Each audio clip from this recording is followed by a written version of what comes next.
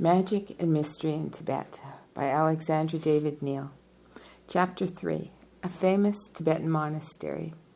Once more I have crossed the Himalayas, proceeding downward to India. It is sad to leave the bewitching region where during several years I have lived the most fantastic and captivating life. Though wonderful as this entrance house of Tibet proved to be, I know that I am far from having obtained even a glimpse of all the strange mystic doctrines and practices which are hidden from the profane in the hermitages of the land of snow. My journey to Chigatse has also revealed me the scholastic Tibet, its monastic universities, its immense libraries. How many things are left for me to learn, and I am leaving. I go to Burma and spend days of retreat on the Sangin Hills with the Kamatangs, the contemplative monks of one of the most austere Buddhist sects. I go to Japan, where I dive into the calm of the Tofukuji, a monastery of that Zen sect which, for centuries, has collected the intellectual aristocracy of the country. I go to Korea, Panyaen, the monastery of wisdom, concealed in the heart of the forest, opens its door to me. When I went there to beg temporary admittance, heavy rains had washed the path away. I found the Panyaen monks busy repairing it. The novice, sent by his abbot to introduce me, stopped before one of the workers as muddy as his companions, bowed respectfully, and said a few words to him. The digger, leaning on his spade, looked at me intently for a while, and then nodded his consent and began to work again without taking any more notice of me. He is the head of the hermitage, my guide told me. He is willing to give you a room. The next day, when I returned to Panyaen, I was led to a completely empty cell. My blanket spread on the floor was to be my couch, while my dressing case would be used as a table. Yongden was to share the room of a young novice of his age, which, excepting for a few books on a shelf, was as little furnished as mine. The daily routine included 8 hours of meditation, divided into 4 periods of 2 hours, 8 hours of study and manual work, 8 hours devoted to sleep, meals, and recreation, according to individual tastes. Each day, a little before 3 a.m., the monk went round the houses, striking a wooden instrument to waken his brothers. Then all met in the assembly room, where we sat in meditation facing the wall. Diet was truly aesthetic. Rice and some boiled vegetables without any flavoring. Even the vegetables were often missing, and the meal consisted of plain rice alone. Silence was not compulsory, as it is among the Trappists, but the monks seldom spoke. They did not feel the need of talking, nor of spending their energy in outward manifestations. Their thoughts remained fixed on secret introspections, and their eyes had the inward gaze of the Buddha's images. I go to Peking. I live in Pelingse, formerly an imperial mansion, now a Buddhist monastery. It is situated next to the large Lama's temple and near the stately temple of Confucius, several miles distant from the legations. There Tibet calls to me again.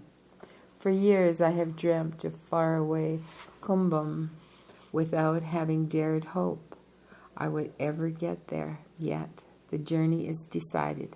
I will cross the whole of China to reach its northwestern frontier into Tibetan land. I join a caravan composed of 2 rich lamas and their respective retinues, who are returning to Amdo, a Chinese trader of the remote Kansu province with his servants and a few monks and laymen who are glad to benefit from the protection that numbers ensure on the unsafe roads. The journey is most picturesque. Besides other incidents, my traveling companions supply abundant matter for amazement. One day, the gigantic head of our caravan entertains some Chinese harlots at the inn where we are put up. Slender and short, clad in pale green pants and pink coats, they enter the Lama's room like a family of tom-thumbs going into the ogre's den. The Lama is a Ngagtspa, Ngagspa, a follower of the very heterodox sect of the magicians, scarcely belonging to the clergy, and a married man. A harsh and noisy bargaining takes place, with the door wide open. The cynical yet candid terms of the borderer of Kokonor wilderness are translated into Chinese by his imperturbable secretary-interpreter. Finally, 5 Chinese dollars are accepted as honorarium. One of the dolls stays overnight. Our libertine companion is also hot-tempered. Another day he quarrels with a Chinese officer. The soldiers of the neighboring post invade our inns, guns in hand. The Lama calls his retainers, who arrive with their own guns. The innkeeper falls prostrate at my feet, beseeching me to intervene. With the help of the Chinese trader, a member of our traveling party who knows Tibetan and acts as my interpreter, I succeed in convincing the soldiers that it is beneath their dignity to pay the least attention to the stupid actions of a barbarian from the Kokonor wilds. Then I remonstrate with the Lama against a man of his rank, compromising himself with vulgar soldiers. Peace is restored. I become acquainted with civil war and robbery. I endeavor to nurse wounded men left without help. One morning I see a bunch of heads, those of newly beheaded robbers, hung above the door of our inn. That sight arouses philosophical thoughts about death in my placid son, which he quietly expounds to me. The road ahead of us is blocked by fighting troops. I think I shall be able to avoid the vicinity of the battles by going to a town named Tangacho, situated several miles away from the direct road of Sianfu. The day after my arrival, Tangacho is besieged. I could watch storming enemies climbing the city walls on high ladders, while defenders hurled stones down on them. I seemed to be living in an ancient picture depicting the wars of olden times. I escaped from the besieged town during a tempest when the army remains sheltered on one side of the walls. My cart rushes madly through the night. We arrive at the shore of a river beyond which we can expect to be in safety. We call the ferryman. For answer, shots are fired at us from the other bank. I have an amusing remembrance of a tea party with the governor of Shensi. The enemy surrounds the city. Tea is served by the soldiers with guns on their shoulders and revolvers in their belts, ready to resist an attack that may occur at any time. Yet the guests talk calmly, with that exquisite and apparently serene courtesy which is one of the fruits of the old Chinese education. We discuss philosophical questions. One of the officers speaks French perfectly and acts as my interpreter. Whatever the feelings of the governor and his party may be in this tragic situation, their faces remain smiling. The conversation around the tea table is that of literati. enjoying the intellectual game of exchanging subtle thoughts in a dispassionate way. How wonderfully refined and civilized are the Chinese, and how lovable, in spite of the faults that can be found in them. I came out at last from the troubled area. I am in Amdo, settled in the precinct of the Pegya Lama's palace, in the Kumbum Monastery. Again, I plunge into Tibetan life. And then there's a quote, open quote. Salutation to the Buddha in the language of the gods, in that of the Lus, L-U-S. And there's a footnote, it says, snake demigods who live in the lakes and oceans and are said to be the owners of fabulous wealth. Okay, I'm going to start this quote over again. Salutation to the Buddha in the language of the gods and in that of the Lus, in the language of the demons and in that of the men, in all the languages which exist. I proclaim the doctrine. End quote. A few lads stand on the flat roof of the assembly hall. They have hastily recited the liturgic formula and simultaneously lift the conscious to their lips.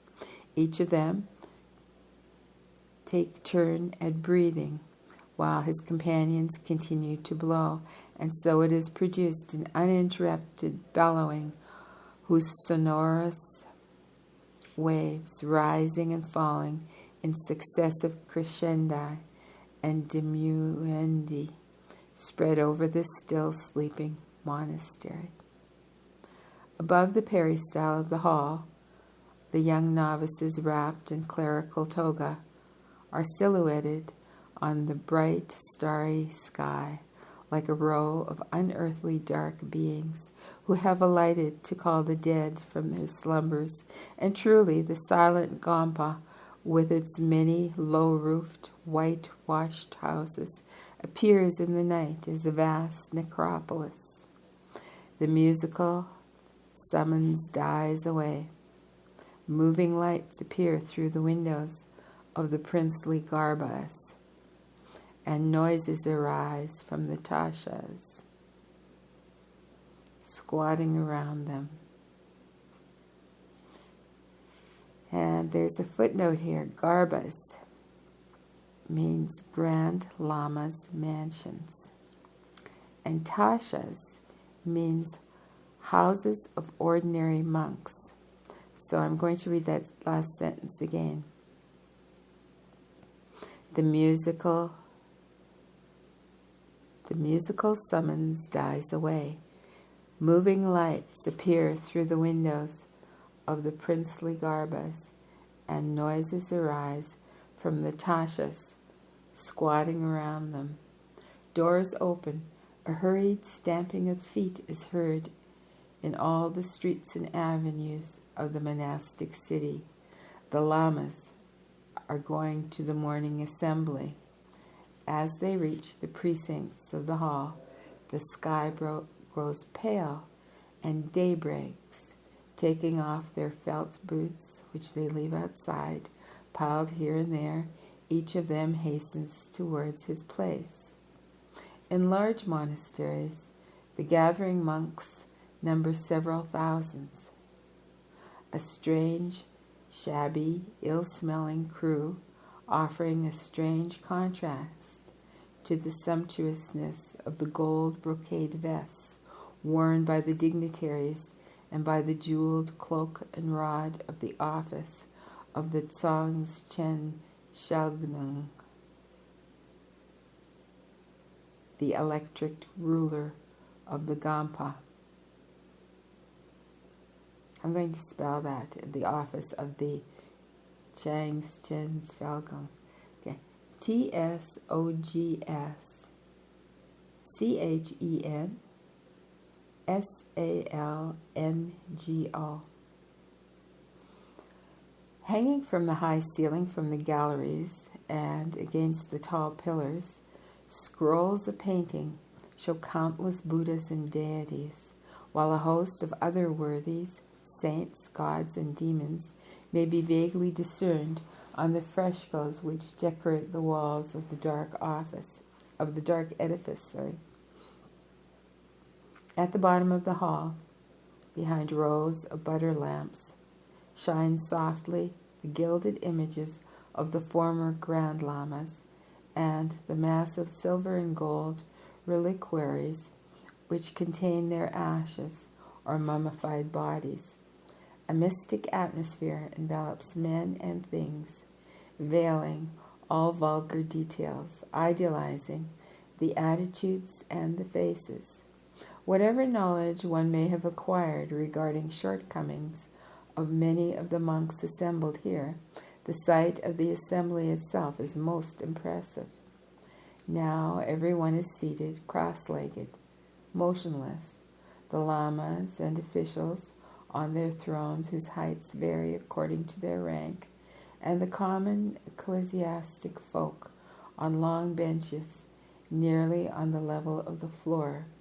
Chanting begins, deep-toned, in a slow rhythm, bells, wailing guilings,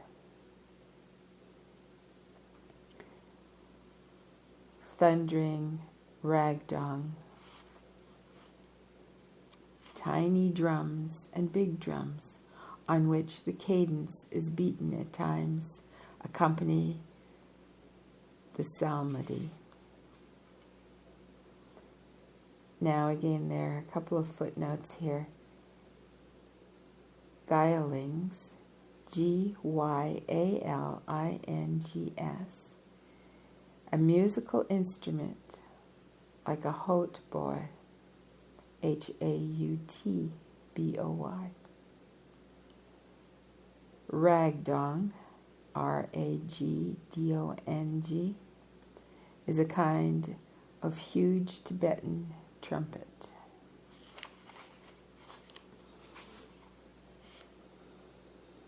The little novices seated in the extremity of the benches near the door hardly dare to breathe. They know the 100-eyed Chastimpa, CHO with 2 dots over it, STIMPA, and that's an official who enforces discipline in the Gampa, especially during religious ceremonies. Okay. The little novices seated at the extremity of the benches near the door hardly dare to breathe.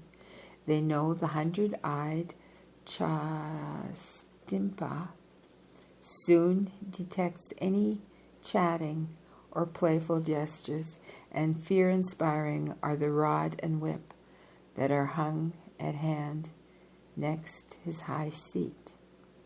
Chastisement, however, is not for little boys only, and full-grown members of the religious order may well receive at times their good share of it. I have witnessed queer performances of that kind. One of them took place in a monastery of the Sakya sect, Sakya, during a solemn festival. Several hundred monks were assembled in the Tokam, which is the assembly hall, and the usual liturgy and music was going on when 3 men communicated something to each other by gesture. As they were not seated on the front bench, they thought themselves sufficiently screened by the monks placed in front of them. The slight motion of their hands and the looks they exchanged would, they believed, not be noticed by the Chastimpa, but most likely the patron gods of the monasteries invest these stern officials with a supernormal keenness of sight. The Chastimpa had seen the culprits and started towards them. He was a tall, dark Khampa, Khampa, with athletic features, and standing on his high seat as on a pedestal, looked like a bronze statue. Majestically he took down his whip, descended from his throne, and strode across the hall with the air of a destroying angel. He passed before me, tucking his toga above his elbows. The whip, which he clutched in his large hand, was made of several leather ropes, each the size of a forefinger, and ended by a knot. Having reached the place where the culprits awaited their unavoidable chastisement, he grasped their necks from behind, one after the other, lifting them brutally from the bench. It being impossible even to think of escape, the resigned fellows moved to the passage between the row of monks, and there they prostrated themselves, their forehead against the floor. A few strokes of the whip sounded on the back of each of them, and the fearful personage and the same supreme dignity of demeanor returned to his seat. And I'm going to pause here. And that was the first part of chapter 3. Till soon.